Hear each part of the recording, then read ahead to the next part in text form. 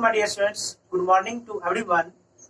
जैसा कि हमने आपको लास्ट लेक्चर में बताया था कि आज की क्लास में, आज के लेक्चर में हम आपको स्टार्ट करने जा रहे हैं जेनेटिक्स। और जेनेटिक्स का जो पहला चैप्टर है वो है आपका principles of inheritance and variation, यानी कि हम हिंदी में बोले आपको इसको तो वंशागति और विविधता के सिद्धांत।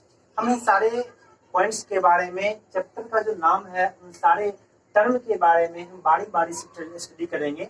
लेकिन उससे पहले कुछ बातें हैं जो कि आपको जानना बहुत जरूरी है। सबसे पहले इस बात को आप जानिए कि जो चैप्टर है यह चैप्टर बिलोंग करता है जेनेटिक्स से। हम आपको इंट्रोडक्शन क्लास में बताए होंगे कि जेनेटिक्स यानी कि अनुवांशिकी, जेनेटिक्स को हम लोग हिंदी में कहते हैं अनुवांशिकी। अनुवांशिकी तो जेनेटिक्स जो है बायोलॉजी का एक वो ब्रांच है जिसके अंतर्गत हम किसी भी जीव में इनहेरिटेंस यानी कि वंशागति और उससे संबंधित विविधताएं जो होती हैं उनके बारे में अध्ययन करते हैं। It means the branch of biology that deals with the study of variation and inheritance of organism, that is called as genetics. सबसे पहले इस बात को जानिए कि जेनेटिक्स क्या होता है। तो जेनेटिक्स क्या है? एक बायोलॉजी का ब्रांच है जिसके अंतर्गत हम वंशागति के बारे में अध्ययन करते हैं। अब देखिए, आप लोगों ने पढ़ा होगा कि फादर ऑफ जेनेटिक्स कहा जाता है मेंडल को, ग्रेगर जॉन मेंडल। पूरा नाम क्या है? ग्रेगर जॉन मेंडल, और शॉर्ट में हम लोग इसको मेंडल बोलते हैं। मेंडल को जेनेटिक्स का, आनुवंशिकी का पिता यानी कि जनक कहा जाता है। क्यों कहा जाता है हम आपको थोड़े से आगे बढ़ने पर हम आपको बताएंगे। लेकिन उससे पहले यहाँ पर आपको कुछ और भी टर्म्स है, उस टर्म को समझते हैं। आपको इतनी बात समझ में आ चुकी होगी कि अनुवांशिकी क्या है। अनुवांशिकी जीव विज्ञान की यानी कि बायोलॉजी की एक शाखा है जिसके अंतर्गत हम जो है जीवों में वंशागति को अध्ययन करते हैं। अब देखिए, यहाँ पर वंशागति का मतलब क्या होता है और विविधता का तो मतलब आप लोग समझते हैं, यानी कि वेरिएशन। वेरिएशन क्या होता है? एक दूसरे से डिफरेंट होना, एक दूसरे से भिन्न होना, यही होता है विविधता। हमारे पर्यावरण में ढेर सारे जीव है, अनेकों जीव हैं, और ये सारे के सारे जीव क्या है? एक दूसरे से डिफरेंट हैं, वेरिएशन है इनमें। इसी बात को, इसी टर्म को हम लोग क्या कहते हैं? वेरिएशन यानी कि विविधता कहते हैं। अब हमने आपको एक बात और बताया होगा कि यहाँ पर जो विविधताएं होती हैं यानी कि जो वेरिएशन होता है वो दो प्रकार का होता है। जो पहला प्रकार होता है उसे हम लोग कहते हैं interspecific variation. Interspecific variation, interspecific का मतलब होता है अंतरजातीय। इसका मतलब क्या हो गया? अंतरजातीय। अंतरजातीय का मतलब हुआ दो भिन्न जातियों के बीच जो विविधता पाई जाती है उसे हम लोग कहेंगे अंतरजातीय विविधता। यानी कि दो डिफरेंट स्पीशीज के बीच जो वेरिएशंस पाया जाएगा, जो डाइवर्सिटी पाए जाते हैं, उसी को हम लोग कहते हैं इंटरस्पेसिफिक वेरिएशंस। इसके बाद क्या है आपका सेकेंड जो टाइप है वो है आपका इंट्रास्पेसिफिक। सेकेंड जो है आपका वो है इंट्रास्पेसिफिक, यानी कि इसे आप लोग हिंदी में कहते हो अंतराजातीय। अंतराजातीय का मतलब क्या हुआ? एक जाति के अंतर्गत जितने सारे भी सदस्य होते हैं, जितने सारे भी मेंबर आते हैं, उन मेंबर के बीच भी वेरिएशन पाया जाता है। जैसे कि एक हाथी दूसरे हाथी से डिफरेंट है, एक मनुष्य दूसरे मनुष्य से डिफरेंट है, एक गाय अन्य गाय से डिफरेंट है। तो यहाँ पर जो विविधताएं हैं, इन विविधताओं को हम लोग कहते हैं अंतराजातीय यानी कि इंट्रास्पेसिफिक वेरिएशन। लेकिन जो एक गाय और हाथी यानी कि काव और एलिफेंट में जो यहाँ पर वेरिएशन पाया जाएगा उसे हम लोग कहते हैं interspecific variation. Is it clear? तो ध्यान रखिएगा इस बात को, दो डिफरेंट स्पीशीज के बीच जो पाई जाती है वेरिएशन उसे हम लोग कहेंगे इंटरस्पेसिफिक। और जब एक ही स्पीशीज के तो दो डिफरेंट मेंबर के बीच वेरिएशन पाया जाएगा तो उसे हम लोग कहेंगे intraspecific variation. Is it clear? हम लोग आगे बढ़ते हैं। अब देखिए, यहाँ से ये वेरिएशन आपका, ये जो टर्म है विविधता, ये आपका क्लियर हो गया। अब देखिए, यहाँ पर हम लोग वंशागति को समझते हैं। वंशागति को हम लोग अंग्रेजी में कहते हैं इनहेरिटेंस। वंशागति को हम लोग अंग्रेजी में कहते हैं इनहेरिटेंस। इनहेरिटेंस यानी कि वंशागति। अब इस टर्म को समझने के लिए हमारे पास कुछ सवाल है। और इन सवालों को आपको सोचना होगा इन सवालों के बारे में। जैसे कि हम यहाँ पर आपको सवाल दे रहे हैं, आपने कभी सोचा है कि एक हाथी जो होता है, एक हाथी अपने ही समान छोटे हाथी को जन्म देता है, एक मनुष्य अपने ही समान छोटे मनुष्य को जन्म देता है, एक काऊ बेबी को ही प्रोड्यूस करता है। इसके अलावा अन्य सारे भी पर्यावरण में पाए जाने वाले जितने सारे भी जीव हैं, वे सभी के सभी अपने ही समान छोटे शिशु को जन्म देते हैं, या फिर नए संतान को जो जन्म देते हैं वो अपने ही समान नए संतान को जन्म देते हैं। ऐसा क्यों होता है? एक खास प्रकार की जो जाति होती है वो अन्य प्रकार के जाति के मेंबर को क्यों नहीं जन्म देते हैं? इन्हीं क्वेश्चन का जवाब हमें मिलता है किस टर्म से? वो मिलता है आपको वंशागति से, यानी कि इनहेरिटेंस से। आखिर क्यों एक एलिफेंट अपने ही समान एलिफेंट बेबी को प्रोड्यूस करता है, यानी कि हाथी अपने ही समान हाथी जैसे ही शिशु को जन्म देता है? ऐसा क्यों होता है? उसका एकमात्र कारण है वंशागति, यानी कि इनहेरिटेंस। यह जो टर्म है वह एक शब्द से उत्पत्ति हुआ है इसका, जिसको हम लोग कहते हैं हेरिडिटी। ये आपका हो जाता है हेरिडिटी। हेरिडिटी का मतलब क्या होता है? जब जनकों के माध्यम से खास प्रकार के लक्षणों का स्थानांतरण उसके संतान को होता है। जनकों के माध्यम से खास प्रकार के लक्षणों का स्थानांतरण उसके संतान को होता है। यही बात आता है आपको हेरिडिटी में, यानी कि वंशागति में। वंशागति का मतलब हो गया कि पैरेंटल जनरेशन से, यानी कि पैतृक जनरेशन से जनकों से खास लक्षणों का स्थानांतरण होना कहाँ? उसके संतानों में।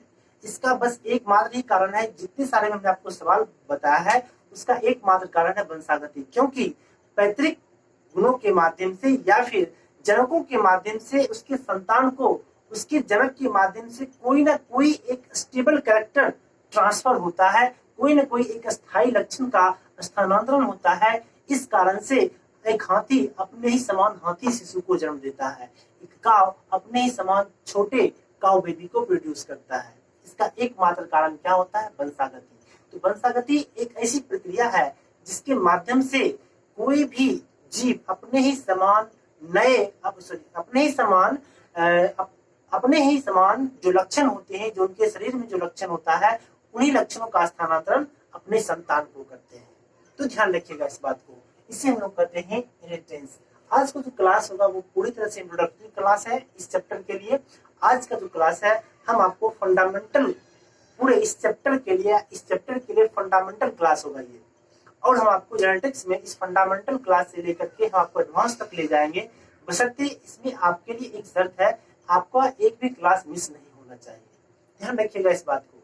जेनेटिक्स एक काफी इंपॉर्टेंट चैप्टर है बायोलॉजी का, और जिससे कंपटीशन के साथ साथ आपके बोर्ड एग्जाम में भी तरह तरह के क्वेश्चन पूछे जाते हैं, एक से बढ़कर एक क्वेश्चन पूछे जाते हैं, कई तरह के सवाल आप बनते हैं इससे, जो कि काफी इंपॉर्टेंट होता है। तो इसके लिए आप जो है कंटिन्यू बने रहिए हमारे साथ। तो ये आपका हो गया वंशागति और विविधता के सिद्धांत। अब देखिए, वंशागति को समझने से पहले हमें कुछ ऐसे आइडियाज को समझना होगा जो कि मेंडल से पहले दिए गए थे। मेंडल से पहले कुछ आइडियाज दिए गए थे जो कि ईसा मसीह के जन्म से पहले दिए गए थे। लगभग 500 बीसी से भी पहले की बात है, और उस समय मेंडल से पहले भी कुछ सिद्धांत मौजूद थे।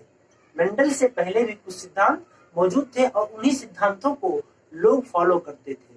हालांकि वंशागति से संबंधित जो लक्षण हैं या फिर लैंगिक जनन की जो खास विशेषताएं हैं, इन विशेषताओं का ज्ञान मनुष्य को 8000 ईस्वी से 10,000 ईस्वी पूर्व, 8000 ईसा पूर्व से 10,000 ईसा पूर्व पहले ही इस बात का ज्ञान हो चुका था कि जो लैंगिक जनन की जो विशेषता है वह क्या है, जीवों में खास गुणों की विशेषता का राज किस में छुपा हुआ है, आखिर वह कौन सी प्रक्रिया है जिसमें किसी भी जीव में पाए जाने वाले खास गुणों का राज छिपा हुआ है।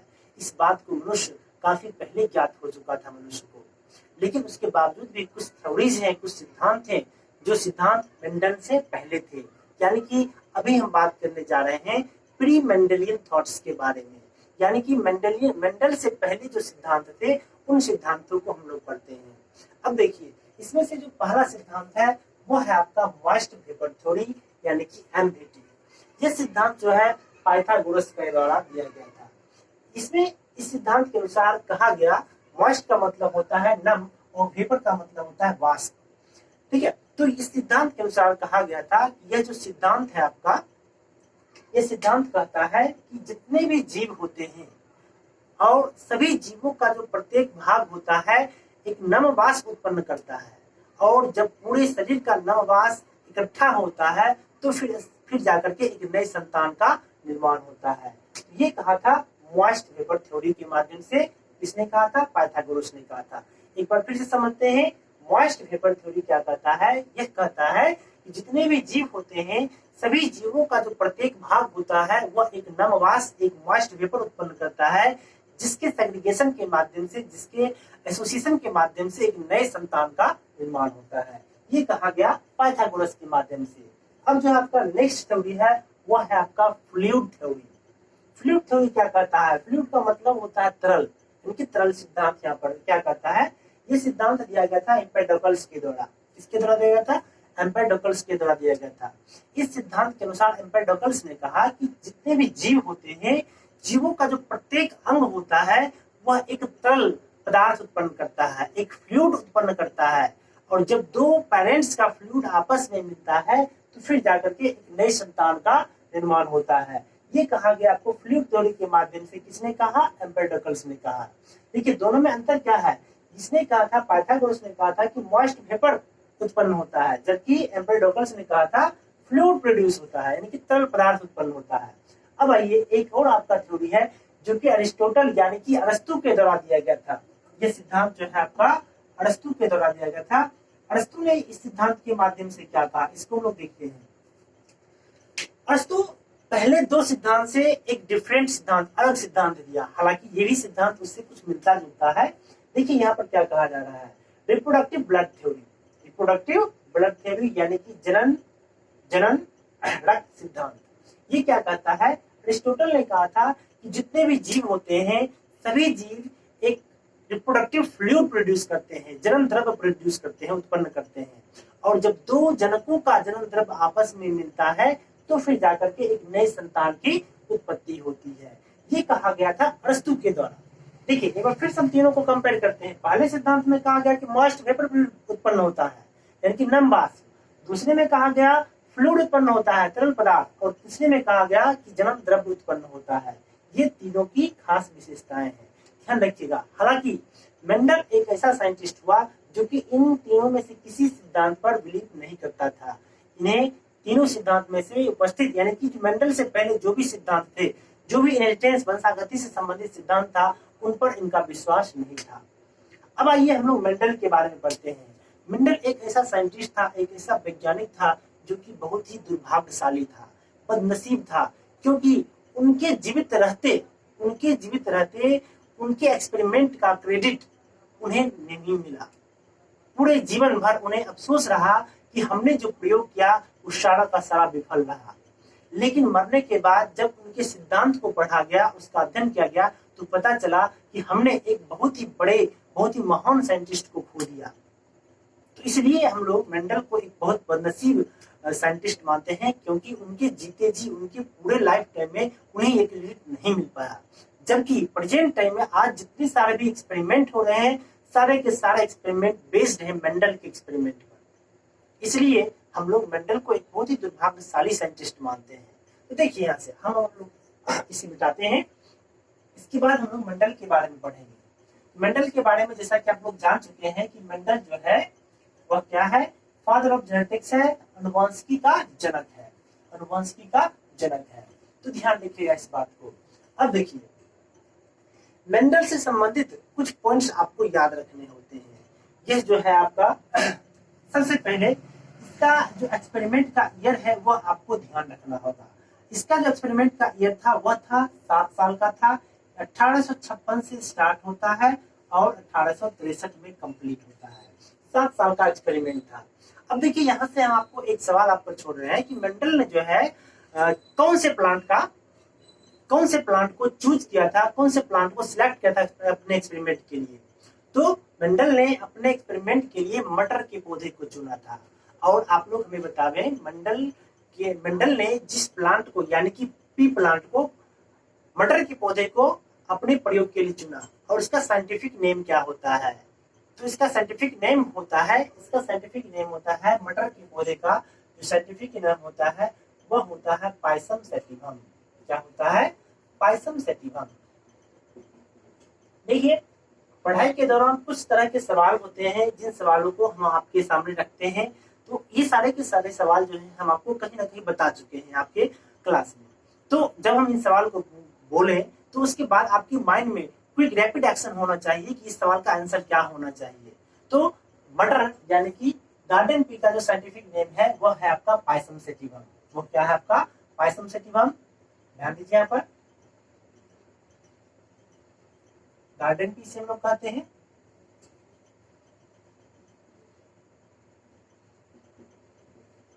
पायसम सैटिवम आपको पता होना चाहिए। हमने इसे अंडरलाइन क्यों किया है? क्योंकि आपने पढ़ा है कि जो वैज्ञानिक नाम लिखा जाता है उसे हमेशा इटैलिक फॉन्ट में लिखा जाता है, रिप्रिंट किया जाए तो। लेकिन यदि हम उसे हाथों से लिखते हैं, हैंड रिटन करते हैं, तो उसे अलग अलग दोनों नामों को अंडरलाइन किया जाता है। आपको पता होना चाहिए। देखिए, 1856 से 1863 ये मेंडल का एक्सपेरिमेंट ईयर था, प्रयोग का वर्ष था।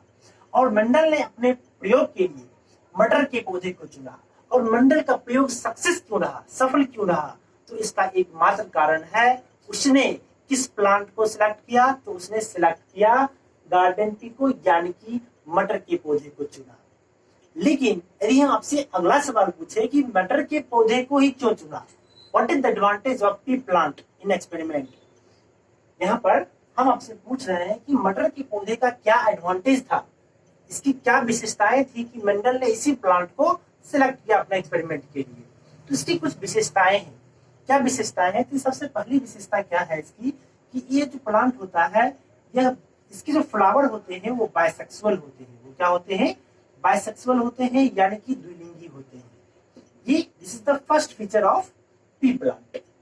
ये क्या होता है? बायसेक्सुअल होते हैं। इसके फ्लावर क्या होते हैं? बायसेक्सुअल होते हैं, यानी कि एक ही फ्लावर में मेल और फीमेल दोनों गैमेट प्रेजेंट होते हैं। इसलिए मेंडल ने अपने एक्सपेरिमेंट के लिए किस प्लांट को चूज किया? पी प्लांट को सिलेक्ट किया। अब ये दूसरी विशेषता इसकी क्या होती है? पी प्लांट जो होता है, चूंकि बायसेक्सुअल होता है, इसलिए यह सेल्फ पॉलिनेटिंग होता है, यानी कि स्वपरागन इसमें क्या होता है? स्वपरागन होता है। और इसी वजह से हम इसमें आर्टिफिशियल हाइब्रिडाइजेशन, कृत्रिम संकरीकरण, आपको सेकेंड चैप्टर में बता चुके हैं इस टॉपिक को, इसमें हम आसानी से करवा सकते हैं। हम दो मनोवांछित किस्म के पौधों के फ्लावर को लेकर के एक दूसरे को आपस में पॉलिनेट, परागित करा सकते हैं। ये दूसरी इसकी विशेषता है। ये क्या होते हैं? इसके जो फ्लावर होते हैं वो स्वपरागित होते हैं। वो क्या होते हैं? स्वपरागित होते हैं, यानी कि सेल्फ पॉलिनेटेड होते हैं। ये क्या होते हैं? सेल्फ पॉलिनेटेड होते हैं। ध्यान रखा जाए इस बात को। अब आइए हम लोग थर्ड फीचर को समझते हैं। ये क्या होता है? जो पी प्लांट होते हैं इसके ढेर सारे वैरायटी अवेलेबल है। आपने देखा होगा मटर जो होते हैं ग्रीन भी होते हैं, येलो भी होते हैं, हरे भी होते हैं, पीले भी होते हैं। इसके अलावा इसके फ्लावर की इसकी जो प्लांट है उस प्लांट में भी काफी वैरायटीज पाई जाती है। कोई काफी ज्यादा टॉल होता है, कोई शॉर्ट होता है, यानी कि डॉर्फ होता है। इसके अलावा उसमें भी जो फ्लावर का पोजीशन होता है वो भी अलग अलग होता है। फ्लावर का जो कलर होता है वो भी कई तरह के होते हैं। इन सारे वैरायटीज के आधार पर, इन सारे फीचर्स के बेसिस पर मेंडल ने अपने एक्सपेरिमेंट के लिए पी प्लांट को सिलेक्ट किया। इसके अलावा जो फोर्थ फीचर है, फोर्थ फीचर क्या है? ये अन्य किसी प्लांट के रिस्पेक्ट में, ये अन्य किसी प्लांट के रिस्पेक्ट में बहुत ही कम समय में रिजल्ट दे देते हैं। इन सभी कारणों के माध्यम से मेंडल ने अपने एक्सपेरिमेंट के लिए पी प्लांट को ही सिलेक्ट किया। तो एक बार आप इसे देखिए फिर से हम आपको एक बार डिवाइड कर देते हैं। सबसे पहली विशेषता बायसेक्सुअल होता है, इसका फ्लावर द्विलिंगी होता है, स्वपरागन इसमें होते हैं, सेल्फ पॉलिनेशन होता है। इसके अलावा इसकी ढेर सारे वैरायटीज अवेलेबल है। फिर फोर्थ में क्या करता है? अन्य किसी प्लांट के रिस्पेक्ट में ये शॉर्ट टाइम में, शॉर्ट ड्यूरेशन में क्या करता है? रिजल्ट दे देता है। तो इन सभी कारणों के माध्यम से, इन सभी कारणों के द्वारा मेंडल ने अपने एक्सपेरिमेंट के लिए पी प्लांट यानी कि मटर के पौधे को ही चुना। तो इन सारी बातों को आपको ध्यान रखना है।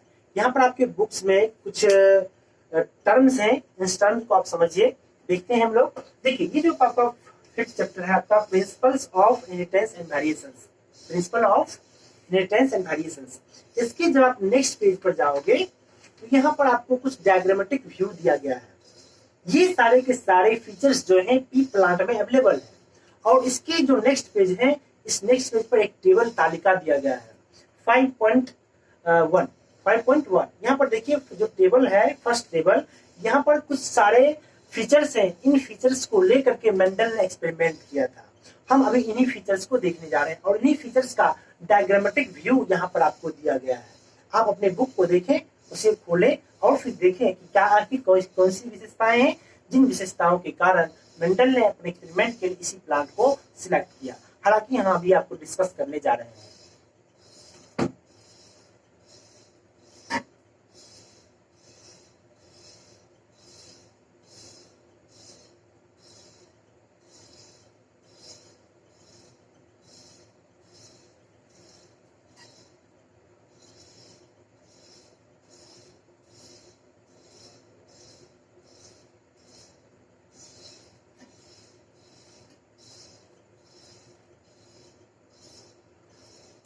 तो आइए हम लोग उन सारे कैरेक्टर्स को स्टडी करते हैं जिन कैरेक्टर्स को लेकर के मेंडल ने अपने एक्सपेरिमेंट, अपने प्रयोग को पूरा किया था। तो देखिए यहां से